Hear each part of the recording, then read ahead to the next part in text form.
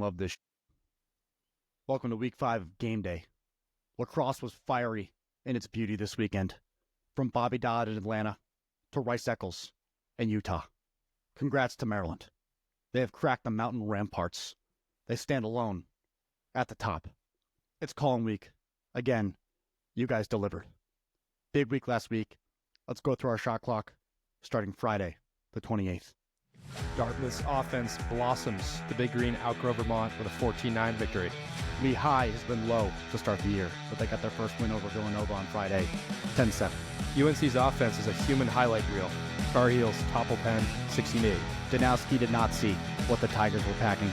Princeton beats Duke down in Durham, 15-14. The Blue Hens peck apart the Panthers. Delaware soars 11-6 over High Point. Saturday, March 1st, hey BU. When you schedule Siena, Monmouth, Brown, and Air Force to start the year, don't be surprised when Navy kicks her teeth in. 13-9, midshipman. Brown couldn't bear the Hoyas. Georgetown wins 13-8. Bryant battled, but the Buckeyes get her done. Ohio State wins 7-5. Colgate's a wagon. The Raiders dismantle Loyola 18-6. Not fair being on the field with Julian Bradosic. Another 4 casual cause turnovers for the Nailgun as the Stags trample Providence 15-7. Hopkins, they keep the Doyle Cup. Lars fills his with 3 fingers of Buffalo Trace. 13-12 Blue Jays over Virginia. Another fail for Yale. Penn State wins 15-9. UMass trained the Danes. 10-9 win over Albany. A-10, Big Ten, don't matter for St. Joe's. They rough up Rutgers 11-5. Bobby Moe, out of nowhere. Penn-Bergered Hobart, 17-7. Gary Gate was Sacagawea, leading Lewis Clark and the Orange West to discover victory over Utah, 15-5. Harvard's hitting the books and the wall. 2016 win over Marquette. I called 1-800-GAMBLING after this. Holy Cross beat Bucknell 11-10 in double overtime. Henry Sheehan shield the deal. Blue Devils dominate the Quakers. Duke's defense stifles Penn 11-6. I received 3 texts from non-Princeton grads saying, I'm real happy for the Tigers. Great weekend for them. They beat UNC 14-12. Air Force soars past Marist with a commanding 23-8 victory. Welcome back. We're going to catch up for just a minute. Crazy week of college lacrosse. I think the sport is in an amazing spot right now. I really do. We joked about Bobby Dodd being full, Georgia Tech Stadium being full. It wasn't, but there was over 10,000 people there. You look across the board, tight games up and down. It's just, I feel really good about the sport of lacrosse where it is. There hasn't been much issues in terms of rules. I think we figured out the crease dive situation. The reviews haven't been too much of a hindrance. I love where lacrosse is right now. There's a lot of parity.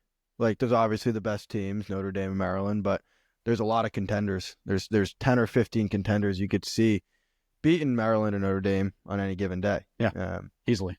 Yeah, no, I agree with you. The rules have been great. The refs have been great. Tight games. The scores have been great. The streams have been pretty good.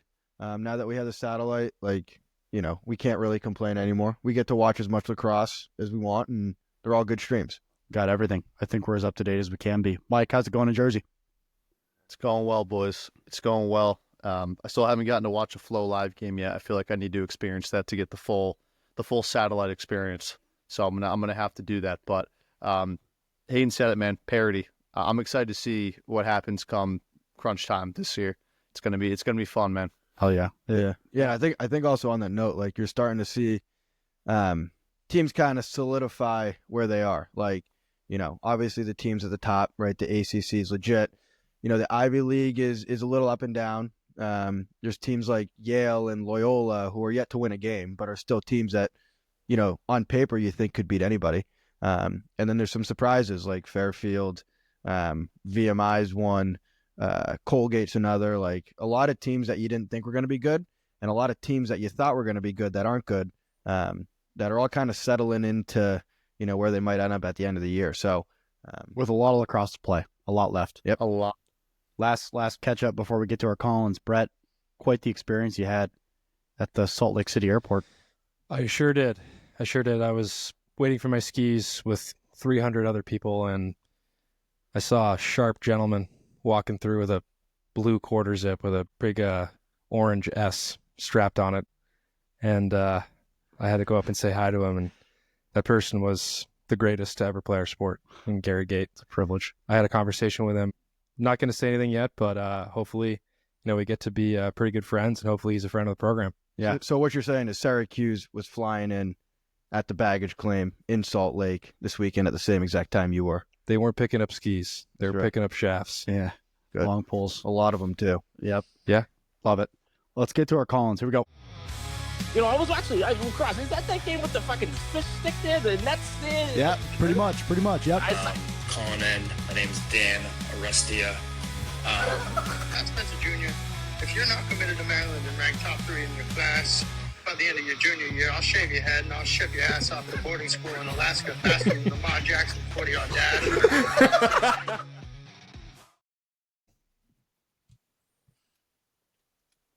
Fellas, it's Paul Rabel's top string here. I'm a little distraught right now with the retirement announcement of Kyle Bernlohr. My life kind of sucks right now. My kids hate me, and my wife has left me. My only moment of happiness is that Maryland UNC 2016 championship game. So just can you guys reflect on that moment and what Memorial Day weekend really means to you guys, especially from the glory days? Thanks. What a game. What a Memorial Day weekend that was. Brown was there. Yeah. Brown and Maryland had the shootout before that game, and then That was a great Final Four. yeah. Great Final Four. But yeah, what he's talking about, Chris Cloutier on the doorstep. Bernlohr makes maybe the greatest save of all time, at least in the new age of lacrosse, probably in the 21st century. McEnany on the call. I got goosebumps. Yeah. Yeah, honestly, that save by McEnany this past weekend. McEnany? Sorry. Kind of like similar vibes to that save. 100%. Like, 100%. Like, obviously, it wasn't as dramatic. We wasn't diving back in, but stonewall save, dying moments of the game, won his team the game in a national championship type game. Yeah. It's a great. Yeah. Bernlohr, great career. Sad to see him Great go. Great career. And he said, what does Memorial Day bring back to you guys? It's just the drama of being right there, about to win or lose a national championship. That game reminds me of it. Went to OT. And then also I just think of UVA in Maryland. Game tying score, face-off win, save. It's a game of inches, right? And it just makes me think of all the great stories that are made that weekend. Yeah. And obviously the patriotism as well. That save was unbelievable, but the moment made that save memorable, as did for so many other plays and moments like that. Shout out to my dad. When I think about Memorial Day weekend, I think about, when you're a kid, it's your dad bringing you to that event. And I think a lot of listeners and guys here could attest to that. My dad bringing me to those games. I remember Syracuse Cornell. That's the one I remember. The heart attack game, Syracuse coming back, beating Cornell in the national championship, but wouldn't have been there. It wasn't for, well, man, I'm sure we could all say the same thing. So big shout out to all the dads who grabbed a shock top from the concessions and then sat their butts down on the molten hot plastic seats in Gillette, the link, wherever it was. So good memories. Next call. Always hot. Hey, Rockefeller here. I was hoping you guys could help me settle a quick debate between my butler and I. You see, he keeps trying to convince me Hunter Chauvette's got the best low to high in the game. But I keep telling him Coulter Mackessy's got the sweetest stroke in college lacrosse. I mean, you just can't deny that. What are your thoughts, boys? So What a luxury, huh? that guy lives Have a a life. debate with your butler. His butler loves lacrosse more than he does. Loves it. Best low to high, Chauvette. Chauvette's got a good stroke, man. I like watching. Yeah, really Sure does. Really nice. So does Mackesy. You could put Petramol in that conversation. A little bit different. All lefties too. Yeah, lefties. Yeah, I mean, maybe he knew how much airtime Dom got last week, so he wanted to spread it out a bit. There's other guys that got good strokes. The only difference that I think of immediately is Mackesy is just more of an elite dodger. He's an elite dodger, can win his matchup and do the nice lefty rip, as Chauvette's more of a catch and shoot kind of guy. But both beautiful strokes. Mike, for sure. question. Game on the line. Yeah. You pick off a pass, running down the field. There's 10 seconds left. You got to pass it to Mackesy or Chauvette. Who you going to? Mackesy. Okay. So, Yeah, I'd probably say the same. He's a little bit older. Yeah. Chavette's a I would say sophomore, I more believe. more experience, more clutch. Yeah. And he can do more with it if he does need to move Can hitch, to you know. get to the goal and score. Hitch, And, more. And maybe most importantly, he's a friend of the podcast. So Very true. That's I even think more we're going important. to Mackesy. Yeah. Yeah. Front of the program.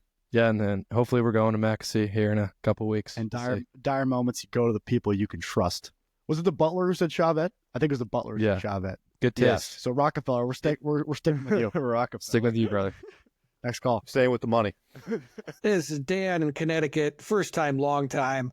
Look, I want to know when we're going to put a stop to the showboating and the behind the backs and the flashy shots that are ruining the game. I watched Notre Dame play. I see Chris Kavanaugh take some between the legs shot that was absolutely inexcusable. Cannot happen in that spot. It's ruining lacrosse. I was watching the game with my son. He's 6. He started crying immediately and asked, why would Chris do that? And I didn't know how to answer him. I didn't know what to say. I grew up playing for the great Howard Benedict in Connecticut. And when we would shoot, you know what Howard would say? He would say, upper corners are for mothers.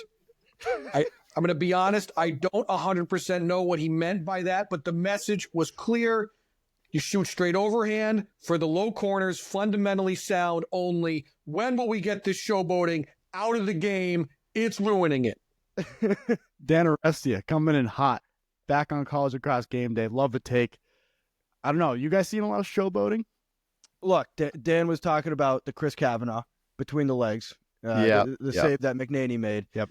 Look, that was the best play you could have made. That was the best play you could have made in that moment. If he didn't, you'd have to go, turn around. He move gets his whole body around. killed. If Yeah. you watch him play, if he's on the crease with his back turned, someone's going to kill him. So I don't hate that take. I think that was protective more than anything and just showing how skilled he is in those moments. Yeah. That's and, my I, take. and I'd also have to say, like, the level of skill that is in the game today is at an all-time high. So, Dan, I know you grew up playing for an old school guy. William Benedict. As we did all. Yeah, William Benedict. I'd love to meet him. But, yeah, the level of skill is at such a magnitude now, more so than it's ever been, where, like, these plays are the higher percentage looks most of the time, right? When guys are going behind the backs between the legs, it's because it's the right shot to take in that moment or the right thing to do. It's not always the right shot to take. Let's not go there. And I do agree with Dan. It does sometimes piss me off when I see somebody take a wild shot that is just unnecessary. To defend Chris Kavanaugh in that shot, his back was turned to the defense, so he could have thought there was a guy right behind him ready to check down a stick. That's reasonable. I'm not going to pick on that shot individually, but I do sometimes see some of those shots are just so unnecessary. They're definitely for show. They're definitely to try and make a highlight reel. I don't think there's any excusing that, but at the same time too, I don't think it's ruining the game. A sick goal is a sick goal. Even as a defender, you can appreciate it. That's my take. What I agree with is top corners are from others. That's my takeaway. Top corners are from others. Thanks, Dan. Next one. You got to tagline that. Hey, gents. It's Brad Callis Bush again, better known as Big Bad Brad. Prior to jumping in, I just want to take a moment of silence and a rest in peace for a very influential man in the lacrosse community, Mr. Quan Lotion. Condolences to the family of a dear friend. Anyway, let's jump into it, shall we? Yeah. McCabe Millen. Against Ohio State, he was Mr. 3 turnovers and 0 points. Just as I said, fellas, soft as a baby's ass. On another note, is Harvard now the big bully on the block after defeating Syracuse?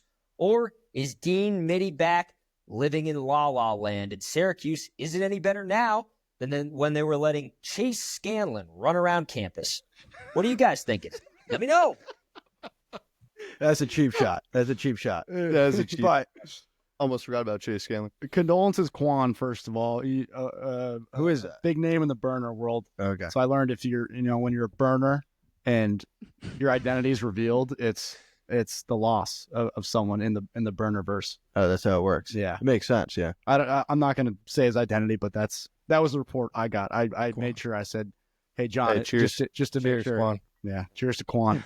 Thank you for making our game great. Quan Lotion. We're for you guys. But yeah, back to his point, his question. So what do you ask? Harvard is Harvard the real deal? Is McCabe Millen soft? McCabe Millen, Syracuse fraudulent. Yeah. So let's start with McCabe Millen. There's a lot of What are we talking showboating. about? I thought he had There's a lot of showboating coming from him when he scores goals. Yeah, It's like he's like a little animal is coming out of him, and he's down a couple goals. That irritates me a bit. Don't you think he kept Virginia in the game against Hopkins? I think he played great. He's their best player, like no question. He gets the best matchup every Played game. great. He probably produces the most on that Virginia offense now. I think, if Virginia was 5-0, we wouldn't be saying this, but the fact that they're 2-3 and have some bad losses, especially Ohio State, that was a bad loss and they know it. Maybe it's time to just shut up and focus on winning, right? There's nothing worse than running your mouth when you're down, when you're losing and all that. So look, McCabe is like an unbelievable player. He's young, but he's trusted with that team right now, and a lot of that pressure of losing is coming down on him. So I get that he's pissed off. I get that he's, saying we're better than this, and he thinks he's better than this. It's absolutely true. But I think you got to take it with a grain of salt when you're 2-3. Yeah, I agree. The Harvard one's interesting. I wouldn't go as far to say what do you say, the big bad bully on the block? Bullies. Yep. I wouldn't go that far, but when you think of the top of the Ivy League right now, who is it? Princeton, Penn, and Harvard. Yale hasn't really done anything. Dartmouth and Brown as a new head coach. So, I mean, they have an opportunity to be at the top of the Ivy, which is a really tough conference, but I don't know if I'd go as far as to say they're a bully, because we've talked about before, they tend to play to the level of their opponent pretty often.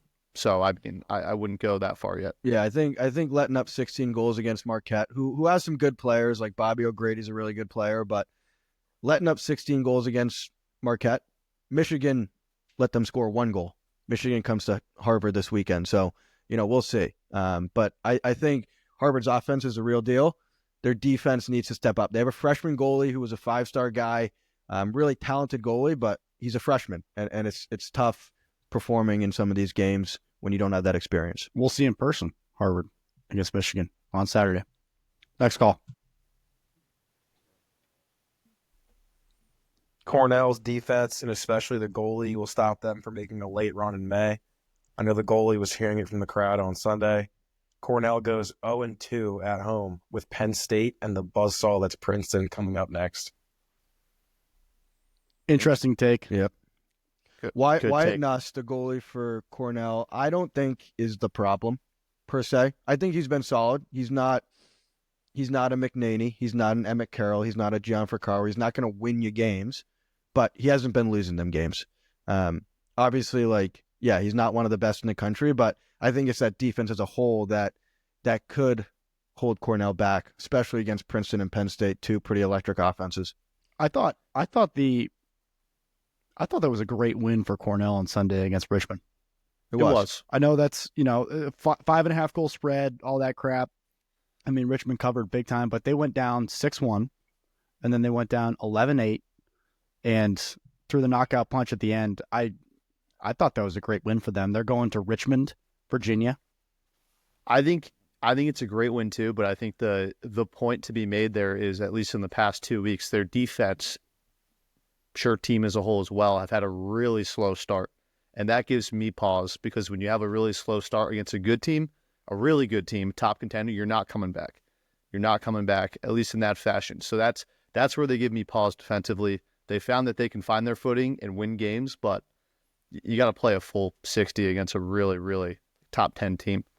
Fair to say they're no, Cornell and Princeton. I was gonna say, are they top dog in the Ivy? It's got to be Princeton, right? Cornell right now, you can't say they're not. They're undefeated. They haven't lost a game. Princeton has lost one. That Princeton-Cornell matchup will tell us a lot. I also think with Cornell, when you have an offense like theirs, one of the best in the country, right, it highlights a poor defense, right?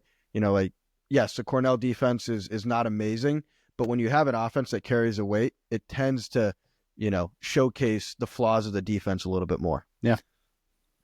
But that's just an offensive perspective. I did forget to mention Cornell before when I was talking about Harvard. They're at the top of the Ivy as well. It's those four. Who's Just making a side note there? Who's the fourth? Harvard. You got Cornell, Penn. Princeton, Harvard. I would say Penn and Harvard. Dartmouth are neck and neck. Whoa. I mean, Penn for the fourth spot. Yeah, that's what you're saying. Mike, your preseason champion pick has a lot to prove. A lot to me as well. I've flipped, at least for the time being. Yeah. Next call.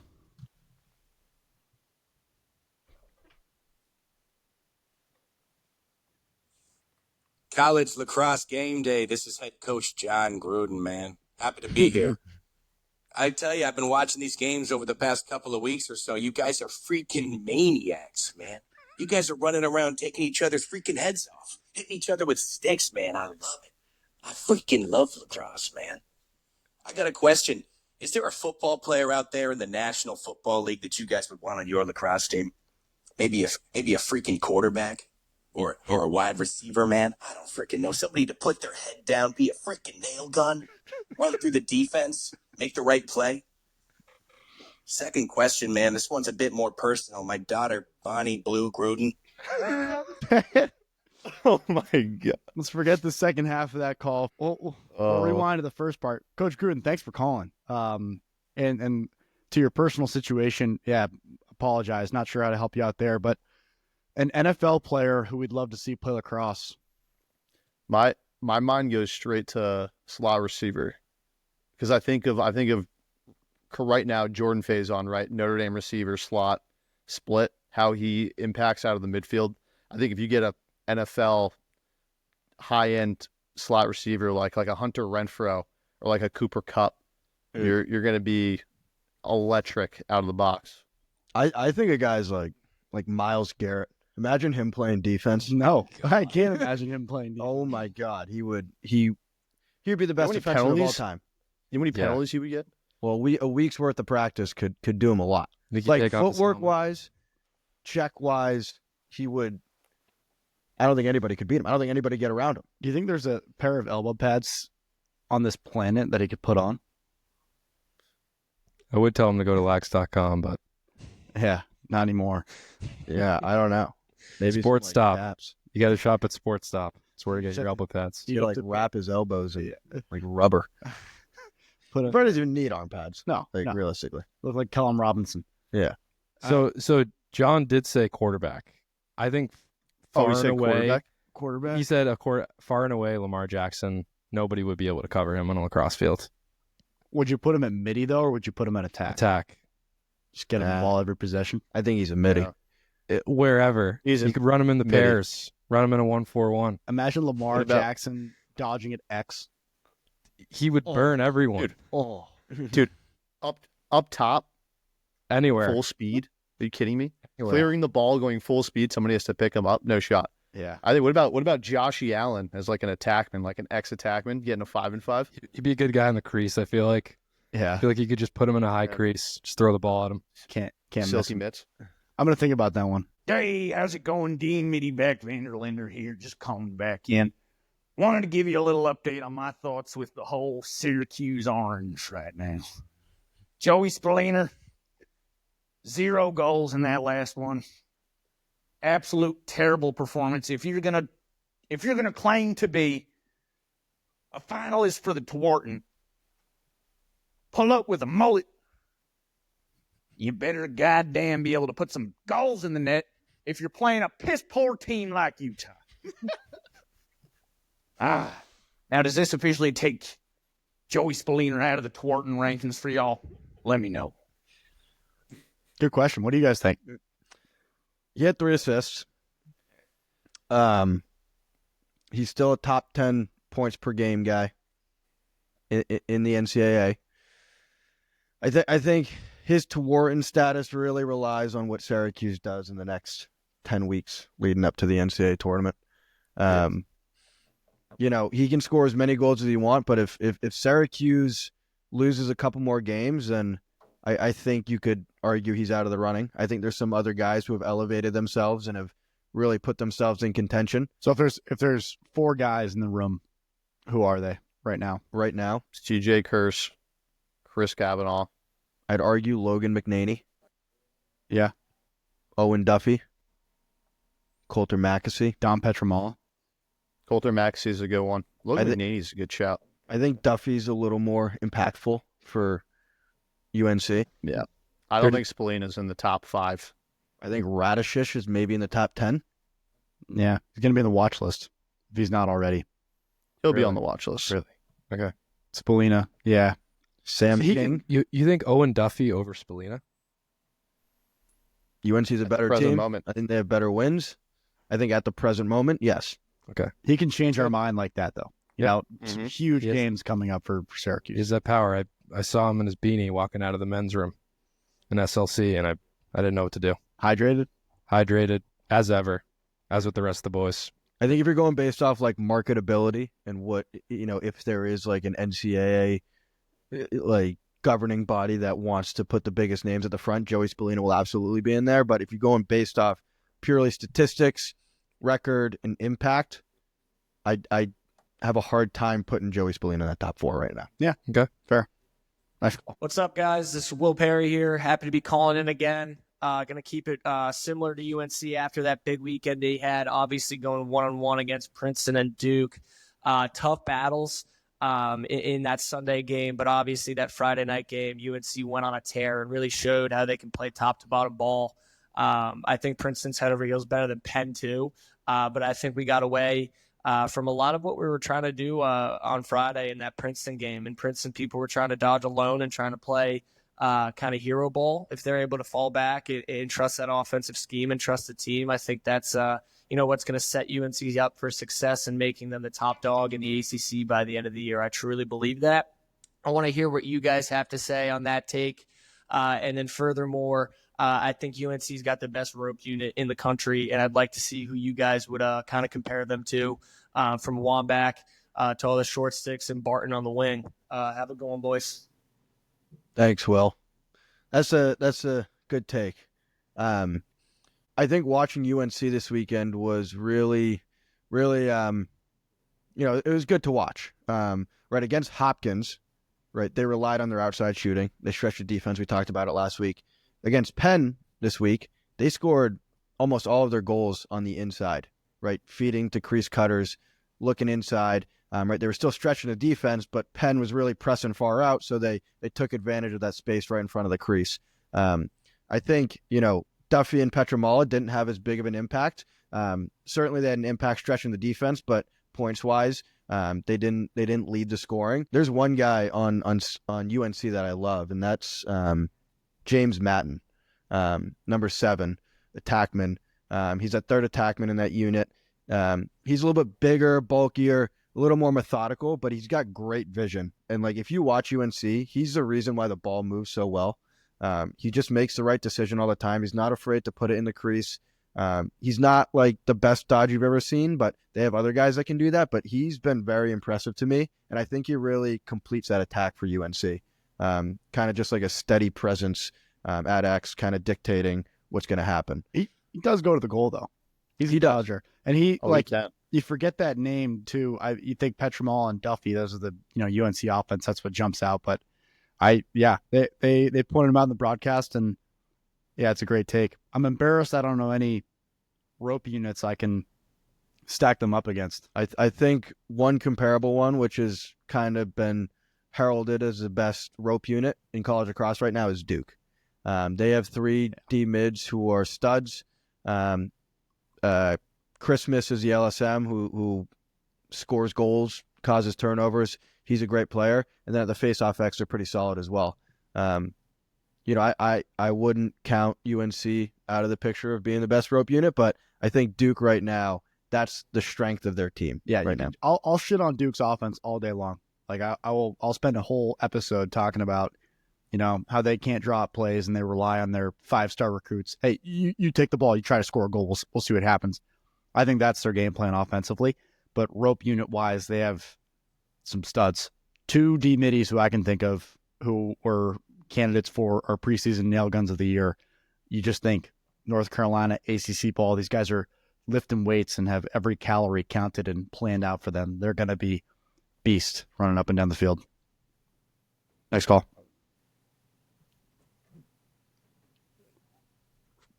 Hello, boys. It's me, Timmy Top Titties, calling about the Identical Conference. I had a potential inquiry. If you boys were to add a 6 team to that conference, a conference that's already very stout conference, who would be your pick for that 6 team? Let me know.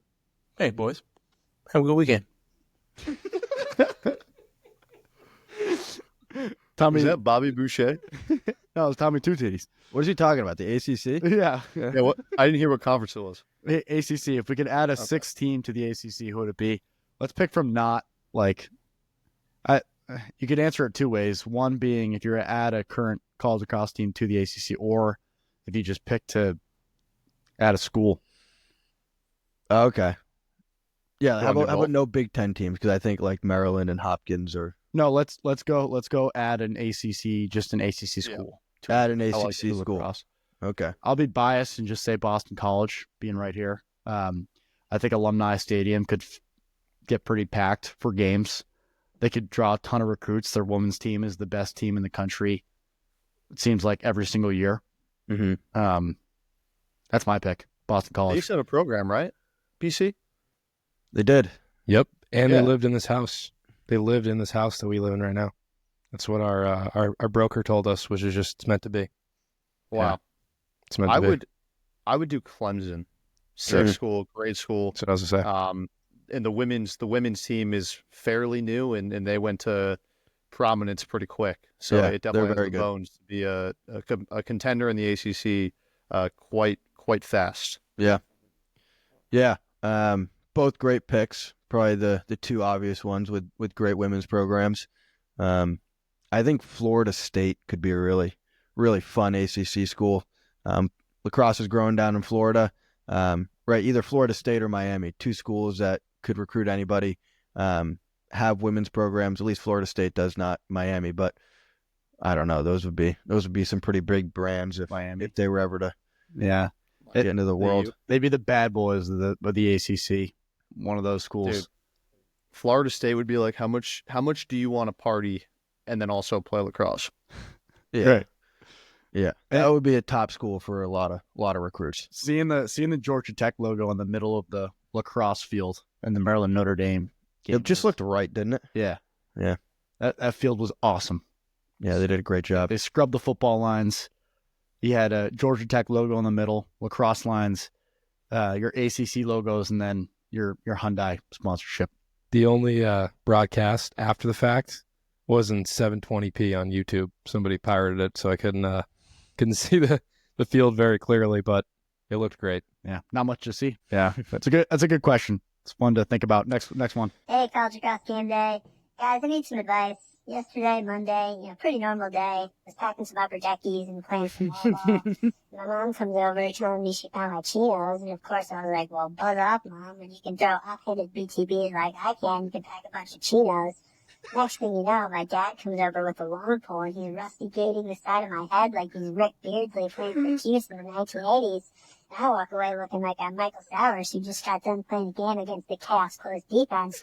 And I got my TV taken away, and I can't watch Joey Spallina on the U against Hopkins on Sunday. I don't know what to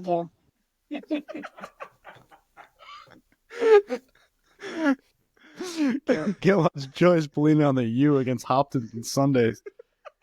Poor kid. That's the only one I didn't listen to beforehand. That's a bad punishment. You got to let him watch lacrosse. You can take his chinos, if you want. The Rick Beardsley. Take his chinos in the PS5. He seems like a bad egg. He seems like a bad egg. He seems like the kind of kid that you just hope you don't run into in the 6th grade. Yeah, he did. I won't reveal identity, but the person who sent it to me said the Chaos defense does beat the shit out of Michael Sowers. Agree with that or no? Yeah. He said Jared Newman and Jack Rowlett try to take his head off. Yeah. I mean, he's been concussed multiple times. He's got the Q collar on. Oh, yeah. He's got the conky collar. The conch collar. You see those a lot now. Yeah. And in youth, too. Yeah. Hayden wears one to work. Yeah. Safety protocol. It's an OSHA violation if you don't wear it after 2 concussions. Great call-in segment. Thanks so much. Don't forget to like, follow the pod, check out our merch. All links are in our Instagram handle and on Spotify. Water guns, that's a birthday party. That's a birthday party thing. A nail gun. Children. A nail gun puts a nail in something and it stays there for 30 years. And it does and it keeps it there. And these nail guns are keeping their programs on top. The nail gun of the week has become quite the honor. And players have reached out to us after receiving the award. We're just excited. It's caught on to some extent, but we're even more excited to have Bully Boy sponsor this segment. It's some of the best liquor I can remember or can't remember. Brett, you want to talk about it? Bully Boy Distillers. They bring you small batch, handcrafted spirits with a rebellious streak. Because great taste should never follow the rules. From award-winning whiskey and rum to a crisp gin, unique Amaro, every bottle is a tribute to tradition, innovation, and the art of distilling. Locally sourced here in Roxbury on the Dorchester and Southie border, expertly aged, always bold. Because why drink ordinary? You can find Bully Boy at your favorite bar, check out a liquor store, or visit bullyboydistillers.com. We got to reload too. This is empty. Thanks, fellas. Well, appreciate it. Hayden, who's our nail gun? Nail gun of the week. This week, the honor goes to an attackman who is actually second in the country in points per game. First is CJ Kurst. Do you guys know who the second guy is? Probably never heard of him. Is it a VMI kid? Yeah, I was going to say VMI. It is a VMI kid. Knew it. Luke Rustarucci. Luke Rustarucci is averaging 7 points a game for VMI, the 4-1 Keydets. Tonight they beat Queens. Their only loss came to High Point.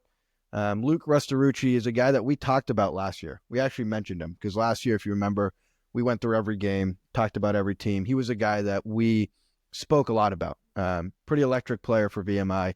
68 points last year. He's already up to 35 this year through 5 games. Shit. He's a real deal. And he's a big reason why VMI is 4-1 and has been a team that's steadily been climbing the ranks. Right. And on top of that, we talk about the military academies quite a bit.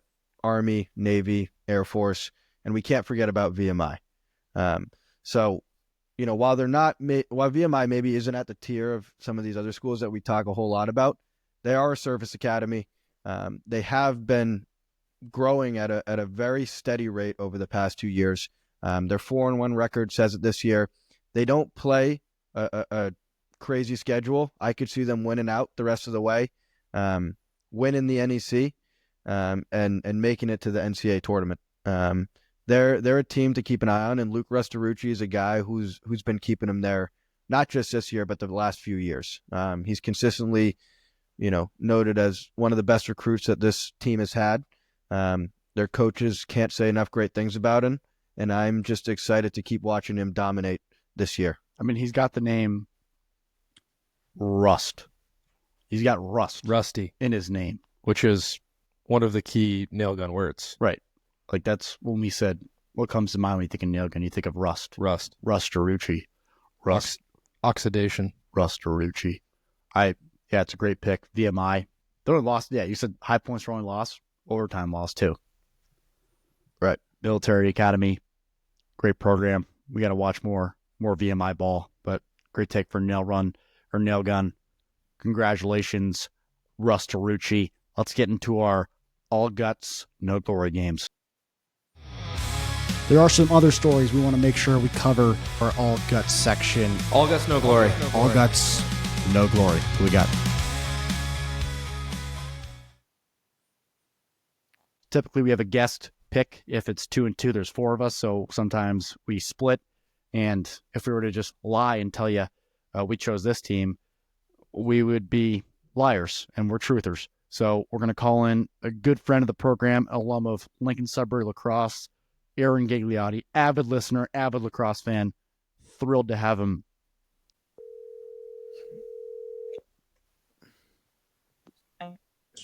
Hello, who's this?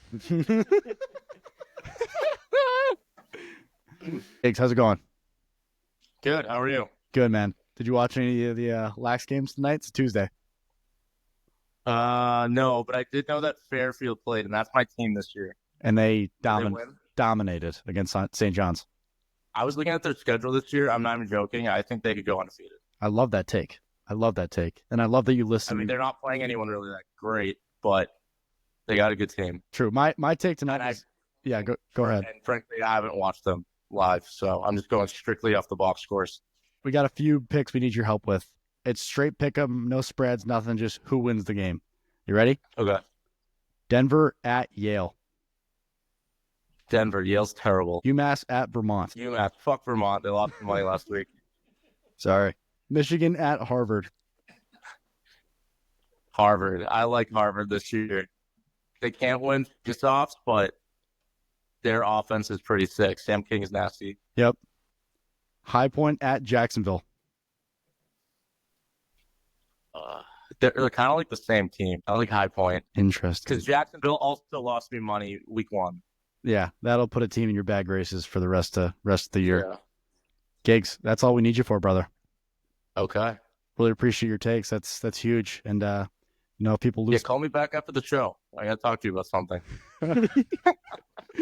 You got it, brother. We'll talk soon. All right, I'll see you later. All right. That's raw, uncut as it gets right there. He's asking me about a potential vacation. If someone said to you, "Hey, in 4 weeks right from now, I will get 4 weeks from right now, I will give you a trip somewhere. All you need to do is take a week off from work and pay for the flight, but they'll everything else is paid for. 4 weeks. Would you and could you do it? So I don't have to pay for it? You have to pay for the flight to get down there and some other stuff, but the housing is paid for. Yeah, that's like what I just did. But great situation. But situation. 4 weeks from now, March 31st. Me personally, no, just because I just left. But I mean, if you work from home, you can do that. I'm there, Dan. What's the activity? I'm not going somewhere to just work from home. What are you going to do? I don't know, go on vacation. Friggin' party? Why would I go work from home somewhere I don't know, Bahamas? That's what it is. Why would I go to the Bahamas to work from home for a week? Well, just take the week off. Don't you have unlimited PTO? The housing is free. The housing's free. I would go. 100%. Yeah, the only work you're going to be doing been to the Bahamas? Have you ever been? No. Just do it. What do you say, Mike? I said the only work you're going to be doing is guzzling beers. You may as well go. Or pina coladas or something. Yeah. Oh, dude, something tropical. Fuck yeah. Like a Miami Vice or something. Nice daiquiri. Yeah. Mix them. I love daiquiris. All right, let's get into our All Guts No Glory games. So we did better last week, and it's probably because the games were easier to guess. Last week we were 12-7. That puts us at a positive record for the year. We are 26-23 in our All Guts games. We are going to start with Mike and Hayden. You know the drill. You each get 2 timeouts. Friday, March 7th, Lehigh at Navy. Our crew is going to take Navy in this one. Navy's hot right now, and we think they get it done at home. Then Saturday, March 8th, UMBC at Richmond. Richmond's got the hot hand, and we are taking them. Richmond. Next, we got RMU at Bellarmine. The group has RMU. Next, we have Binghamton at Stony Brook. We have Stony Brook. St. John's at Bryant. St. John's is doing some good things this year, starting to win a few lacrosse games. They got killed tonight by Fairfield. Bryant played close with Ohio State last week. We're taking Bryant in this one. Then Utah at Dartmouth. We're taking Dartmouth in this one. Utah, hot start, but Dartmouth is playing some good lacrosse right now. Timeout. I guess I'll take the time now to apologize to the Dartmouth Big Green faithful. Last week, my lock of the week was UVM beating Dartmouth.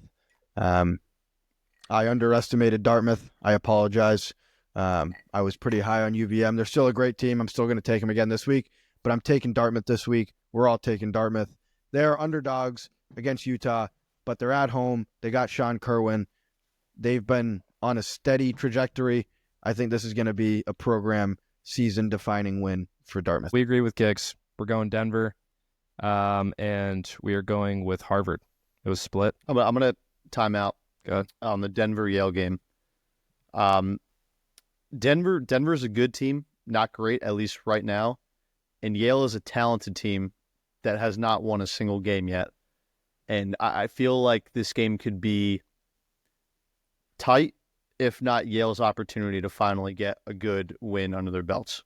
So I wouldn't go thinking that Denver's just going to run away with this. Yale has talent, they have a good culture, and they know how to win, at least in the past. That's why I'd keep an eye on this game. I mean, Denver too, like they're thinking at large for sure. A lot of teams are, but Denver specifically, this is probably one of the last big out of conference games they're going to get to play. So I can totally see that. We covered Michigan at Harvard. Yeah, we're taking Harvard in that one. Loyola at Providence. We are taking Loyola. UMass at Vermont. UMass could win against Albany last week. Vermont with a disappointing loss against Dartmouth. We're taking UMass in this game. Next, we got Delaware at Maryland, the new number 1. We're going Maryland next. Towson at Virginia. We decided to go with UVA on this one. That's an interesting one. Both those teams are kind of struggling, playing under their potential at the moment. Towson at Virginia. Yep. I think Virginia wins, but it'd be interesting to see if there's any fight left in Towson. High Point at Jacksonville, an old SoCon rivalry back in the day, if you remember that conference. We're going to take High Point in this game. Albany at Hobart. The Crew is taking Albany. Move on. Ohio State and Notre Dame. We're going with Notre Dame. Next, Villanova at Penn. Time. Sorry. The one thing I would say about this game is can Ohio State make the ACC their bitch? That's all I'm saying. They stomped on UVA. Can they? I'm not saying they're not going to stomp on Notre Dame. No shot. But can they pull it out against Notre Dame, or at least give them a tough game? I'd like to see. I got it. Notre Dame won last week. Maybe they lost. Corrigan still has fumes coming out of his ears. So taking Notre Dame in that one. Villanova at Penn. Timeout. So we took Penn in this one. I want to see Penn win. I really do. Look, their defense is good. I don't think it's as good as we thought it was. Their offense is borderline hard to watch right now. Leo Johnson and Cam Rubin are, in my eyes, the only guys who are really producing. Patterson, the Hobart transfer, is a good little player too, but they are really struggling right now. Their defense is solid, and that's what's, if you want to call it, keeping them in games. But their offense has to step up. They have to step up. And if they don't, I could see them going under 500 this year. Right? They have to step up.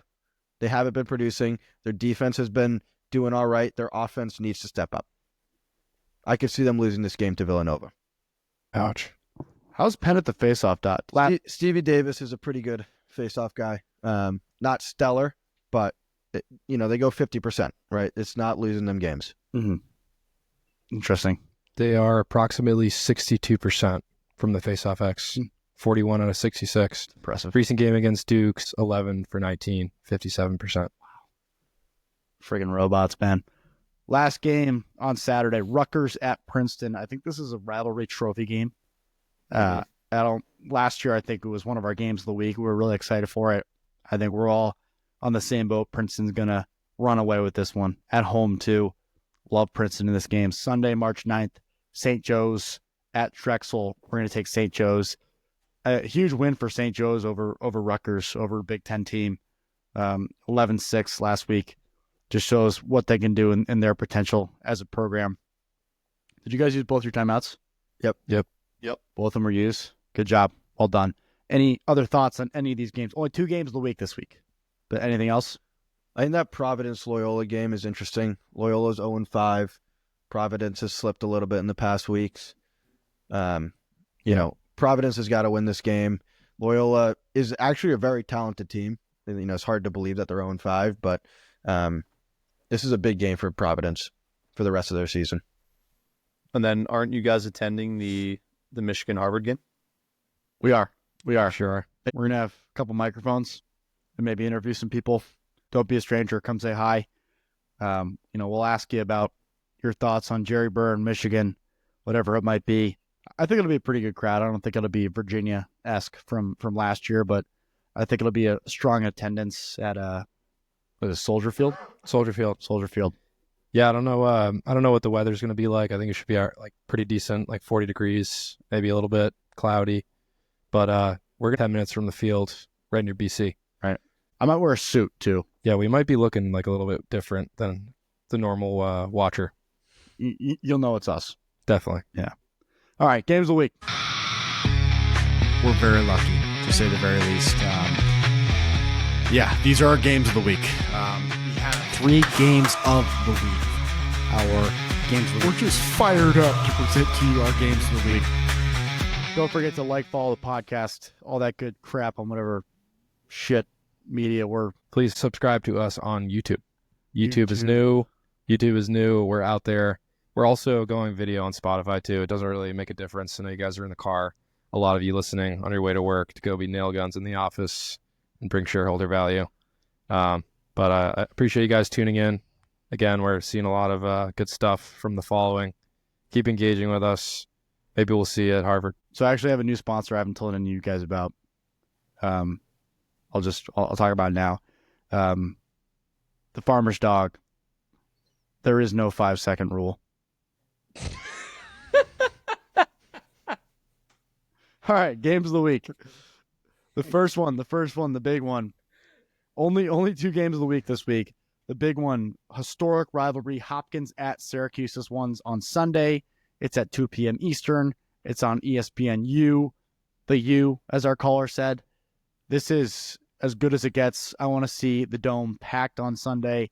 A chance for Syracuse specifically, I think, to, big win last week against Utah, but it's Utah. You got to beat a blue blood if you want to be reconsidered as a top program, and they haven't really done that this year. They haven't beat a blue blood. They haven't beat a great team. Can they do it? Hayden, I'll start with you because I know you're obsessed with the orange. I wouldn't say I'm obsessed, but I am excited to get him back, or excited to see him back in the Dome. I think they shook off that Harvard loss, beating Utah the way that they did. They come back. They play their biggest game of the year right now against a pretty red hot Hopkins team. Look, I'll start with Hopkins. Like, they are so well coached. They don't have, I would say, the top tier talent that a lot of these other teams do. They don't really have a guy who like blows your mind. They just have a lot of guys who are, they show up week after week. Russell Melendez, Chavette. Hopkins is a very, very well coached. Defensively, Scott Smith, Quentin Kilrain is super fun to watch. They're just a very, I don't know, they're just like a dense, well coached, hard nosed team. And that's what Hopkins lacrosse is when it's at its best. This is going to take a lot for Syracuse. Like, this is a moment of who are we? Who are we at Syracuse University? This game could get them back on the right track. This could put them right back where they need to be, right back where they were. But obviously it's a tall task against a team who's playing as well as Hopkins right now. You guys are the great stat. So I just took their starting 6 offense. They have 5.33 points per player on average. Syracuse or Hopkins? Hopkins. Say that again? 5.33 points per player. That's a lot. So, like Melendez has 14 goals, 8 assists. But you get what I'm saying? Yep. Yeah, they spread the ball. Just to kind of say, like, they're balanced. Yeah, they are. They have 2 deep lines of midi. They play 3 or 4 attackmen. They just have a lot of guys. They just have a lot of depth. The matchup, Mike's matchup. Yep, always a matchup. We talked about Spalliner a decent amount already, but he's going to be covered by Scott Smith on Hopkins, who has shown that he can be an eraser and win matchups. These guys have faced each other a couple times, and I think the big thing here is there's like a heavy cloud over Spallina when it comes to the big games, the spotlight. Can he win his matchup against an elite defender? And I think that he's really looking to take this opportunity to kill that noise in the Dome. The implications of this game are crazy for at large. Cuse, this is another game. Cuse needs to win this. If they lose, they'd have to basically win out the rest of the season, which is almost impossible to do in the ACC to get into the tournament. So this is a very important game for them. And then Hayden, you mentioned as well, Hopkins is just a really well-coached team. Milliman really implemented a great culture there. Every Hopkins game I've watched so far just feels like they take control of the game. At every time, it just feels like they play their game, and then teams have to play to their style. And they kind of slow it down. They play a lot of 6v6, but then they can make those explosive plays with defenders coming down the field. It's just a really good balance. And as you mentioned, Brett, they spread the ball well on offense, and they stick to their systems very well too. Yeah, so yeah, I would agree it's with just that. a really good team. Yeah, I think Hopkins is as experienced as we've seen. What I think is going to be a big factor in this game is goalie play. Jimmy McCool for Syracuse, I've seen been very good at times and not so great at times. He tends to play pretty well in the dome, so I think that might be an advantage for them. Luke Stout for Hopkins has been just about average, I think, the whole season. So I think if Jimmy McCool has a great game and saves some big shots, Syracuse could benefit greatly from that. How big of an advantage do you think it is, this being at Syracuse? I think it's pretty big. I mean, you flip it other way around. If it's at Hopkins, right? Yeah, that's a hostile environment. Home field plays a big advantage in this one. You're at Hopkins, you score a goal, the band gets going. It seems like when they score a goal, it's a freaking parade. The entire city of Baltimore is going nuts. And in the dome, you got the lights turn off, they go on and off, and the entire city of Syracuse is there going bananas. Yeah, it's a big factor. It's probably why Syracuse is favored here by 1.5 goals. It's a pick 'em. And I'll ask for your pick after this next game of the week. Penn State at Cornell. Cornell's a 2-goal favorite in this game. Saturday at noon, shocker, on ESPN Plus. So you guys who don't have BTN Plus, you luck out here. This one's on ESPN Plus. This seems like it's not Cornell's first test, but I'll be honest, I haven't watched a lot of Penn State this year. I don't know about you guys. I watched them a little bit in that Princeton game. You feel like Penn State easily could have won that Princeton game. In fact, thinking back to the end of that game, they came back to put it into overtime. And if you were just going off momentum, you felt like Penn State was actually going to win that game. That was probably their biggest one. They've been steady against some good teams, but now they have a huge test at Cornell. Mike, I'll start with you on this one. Cornell, I think it was a great win against Richmond. They didn't cover. They didn't win by as many goals as people thought, but they come back twice. They figure it out. Is this Power 3 conference big test for them? Penn State's hot. Is Cornell going to withstand? Yeah, I mean, that was my question when I was, looking at this game prior is, can Cornell take the momentum from a big Richmond win in which they came back and beat a very good Penn State team? And Dan, you said it. I haven't really gotten time to sit down and really watch Penn State either, so I can't really speak too much on them. What I do know is that they have a very good defense and they have a very good goalie in Jack Frassion. And then a couple great close defenders, Kevin Parnham, Will Costin, and Alex Ross. They haven't allowed more than 11 goals this year, and they've played a pretty good schedule. Obviously, those 11 goals were against a really good Princeton offense that they lost. But again, I mentioned it earlier. I think the biggest thing for Cornell is, can they show that they can start fast and finish fast, right, defensively? They went down to Richmond 6-1 in the first quarter, and they went down to Hobart the game prior 7-3 a quarter of the way into the second quarter. Those are big holes to climb back from, especially against a really good Penn State team that has a good defense and just a little bit more depth all around. So I think that's what I'm really going to be looking at. And I think Cornell too. It would be a lot more concerning Cornell wise if they beat Richmond 18-17, or 20-18 or something like that. It was 12-11. So defensively, we're talking about all their concerns and stuff. Whatever. Richmond scored 11 goals, and Richmond has a pretty darn good defense too. Watching them Yes, they do. on Sunday, getting to watch that whole game, like they can play defense. Hayden, let's talk offense. What do you think about this game? Yeah, I think just to start, I think Penn State is a little more battle tested than Cornell is. Have good wins against Colgate, Villanova, Navy, Yale. Lost by 1 goal to Princeton, which you could argue Princeton's a top 3 team. So I think they're a little more battle tested. Cornell hasn't played as tough of a schedule thus far. Obviously, that Richmond win was a big one. And I think if that was a bigger score difference, I think if Cornell won by 5 or 6, we'd feel a little bit different about this game. But Penn State is good. Offensively, Matt Trainor's a beast. Freshman Aquino is a good player. A guy, Kyle Lehman, attackman number 4 for Penn State, is a very electric Dodger. He's one of the best Dodgers I've seen. I think I've talked about him a little bit.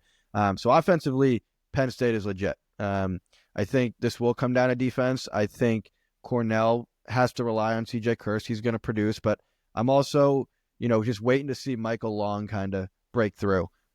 He's been electric the past few years. He is one of the most underrated attackmen in the country. I think if he wasn't on the same line as CJ Kirst, he would, be a little more well-known than he already is. So this is going to be a battle. Penn State's legit. Like we all know how good Cornell is, but Penn State is battle-tested. They're tough. They have a ton of talent. This is going to tell us a lot about both teams, I think. Pick 'em. Hopkins at Syracuse. Start with you, Mike. Hopkins. Let's go, Brett. Syracuse. Hopkins. Johns Hopkins. Penn State at Cornell. Mike. Penn State. Brett. Cornell. Cornell at home. Well, 2 great games. All right, let's feed the family. So, okay, let's start with those 2 games. Those are tight lines, and it's tough to pick. You might as well take money line if you want the underdog. But I don't know. Hopkins Syracuse, that's got to be a 1-goal game. Hayden, are you feeling confident to redeem yourself, boy? Yeah, I am. Something you like?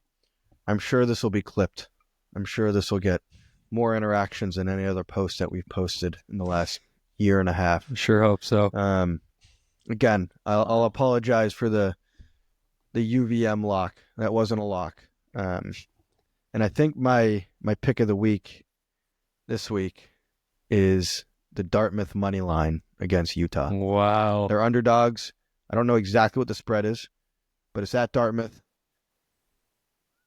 You'd be a fucking idiot to listen to this guy. You'd be an idiot to listen to this It's guy. good value. It's good value, and I think Dartmouth has earned this pick. I think they've earned this respect. Last week, I learned the magnitude of, what it means to be in front of a camera saying that there's a lock on the table, right? It's not my money that's being lost. It's everybody else's money that's being lost. And I understood that, and I took that to heart. We got hats. I received some hate mail. I received a lot of things that I wasn't expecting. But hate mail. But I wouldn't be saying Dartmouth money line if I didn't understand what's at stake here. So Dartmouth money line against Utah. Wow. He's got a good hat. We got good hats here. You'd be a fool to listen to this guy in the middle. He's got a good hat. All right, Mike, what do you like? I'll start off with Lance's bar tab bet, and then I'll sprinkle a couple in.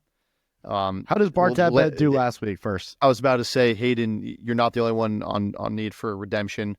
I think Lance went 0 last week, if I'm not mistaken. It was 3. Vermont was one of them. The line did change. Not that it matters, but yeah. So we'll throw these out there again. This is everyone here's a grown up. You could throw your money on what you think will hit. This is just opinions, okay? Right? Not facts, opinions. Lance's bar tab bet of the week again. You can do it money line. You could do it parlay. I usually do both. Georgetown -5.5 at Albany. It's weird. It's on a Wednesday. It's tomorrow. Could be a trap game, but then again, I think Georgetown's a way better team. This episode's out at that point. Yeah. All right. That game is toast. All right. Well, I guess we'll see if we win money. Yeah. Colgate minus 4.5 at Lafayette. I'm never betting against Colgate again.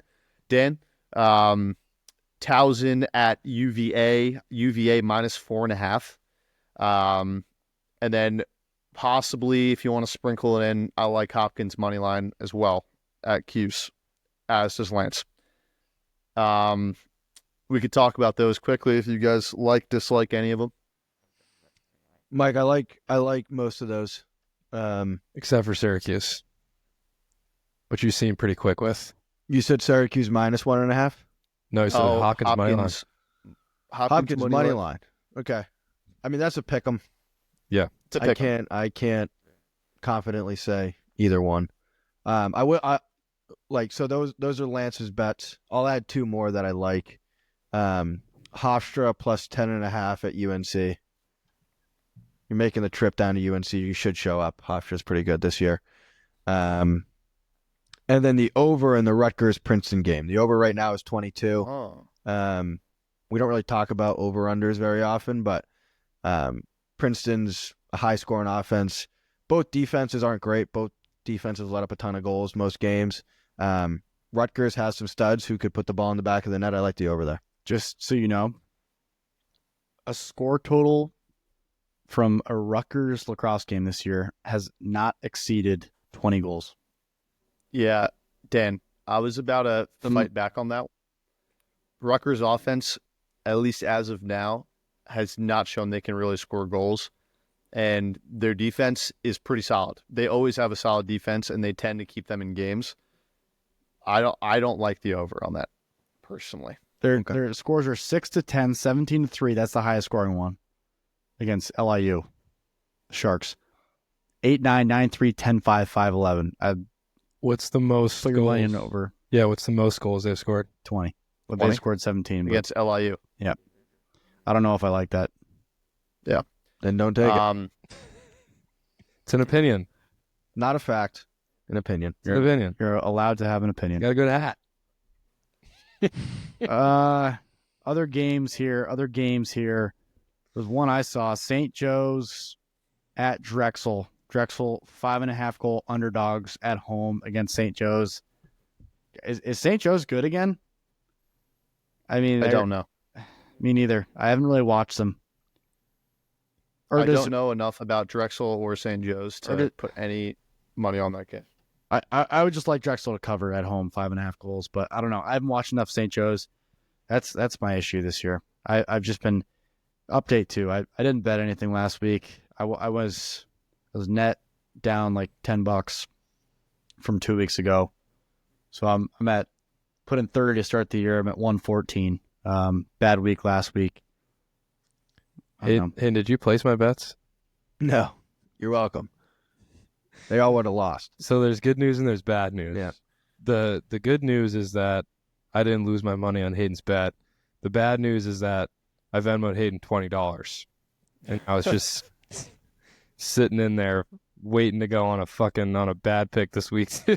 No. That'll be going Bounce on back Dartmouth's week. money line. Bounce back week. Maybe I'll keep it. Yeah.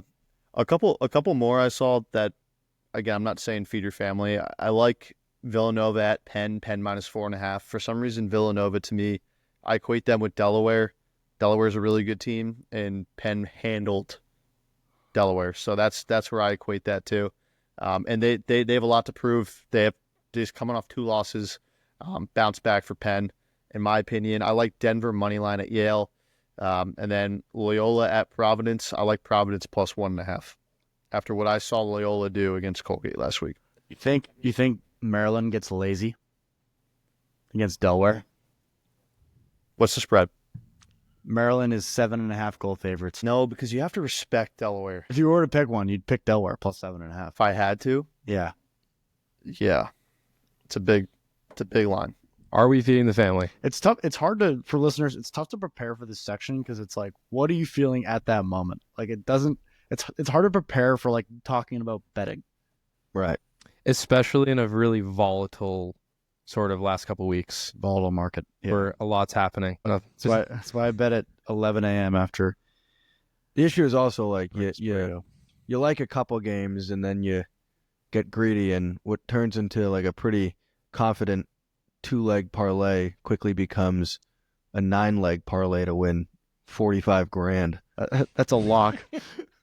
That's a lock. So the only lax media source or personality I saw who was 100% last week, guess. On every media platform. Dan Arestia. Yeah, that was going to be my guess too. He nailed it. Dan Arestia nailed it. He was 100%. And he pointed it out too. He let everybody know. Good for him. Well, next time he calls in, he should talk about his picks instead of honestly, yeah, behind the backs. He's so analytical. William Benedict. Thanks for calling in, Dan. Thank you guys for listening. Enjoy the games this week. 2 big ones, bunch of good ones. If you're in the Boston area, go to Michigan at Harvard. College Lacrosse Game Day will be in attendance. Thanks so much. Cheers.